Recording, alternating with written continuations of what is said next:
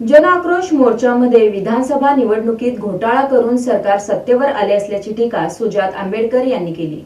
विधानसभा निवडणुकीत घोटाळा करून महायुतीचं सरकार सत्तेत आलं आहे। एकाला मतदानाला किती वेळ लागतो? विधानसभेत सायंकाळी 5 ते 6 या वेळेत किती मतदान झालं? किती जणांना टोकन दिलं? असे आमचे प्रश्न आहेत। 76 लाख मतांचा हिशोब द्या। मागासवर्गीयांचा निधी कुठं वळवला? जोपर्यंत या प्रश्नाचं उत्तर मिळत नाही तोपर्यंत मागं हटणार नाही असा इशारा वंचित बहुजन आघाडीचे नेते सुजात आंबेडकर यांनी दिला।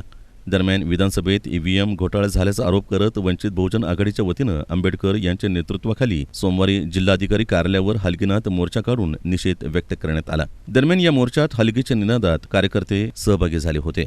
पूनम गेट इथं हा मोर्चा आल्यानंतर या मोर्चाचं रूपांतर जाहीर सभेत करण्यात आलं। दरम्यान ईव्हीएम, मतदान आणि लोकशाही हे वंचितचे प्रश्न आहेत। एकाला मतदानासाठी किती वेळ लागतो? सायंकाळी 5 ते 6 या वेळेत मतदान झालं? किती जणांना टोकन दिलं? या प्रश्नाचं उत्तर अद्यापही आयोगानं दिलं नसल्याचं या मोर्चाच्या दरम्यान सांगण्यात आलं। दरम्यान हे प्रश्न जोपर्यंत सुटत नाहीत तोपर्यंत आपण हटणार नसल्याचं वंचित बहुजन आघाडीचे नेते सुजात आंबेडकर यांनी सांगितलं। आपल्या या प्रमुख मागण्यांसह इतर मागण्यांचे निवेदन यावेळी जिल्हाधिकाऱ्यांना देण्यात आलं। या मोर्चात डॉक्टर नितीन ढेपे, आतिश बनसोडे, अरुण जाधव सह हजारो कार्यकर्ते सहभागी झाले होते।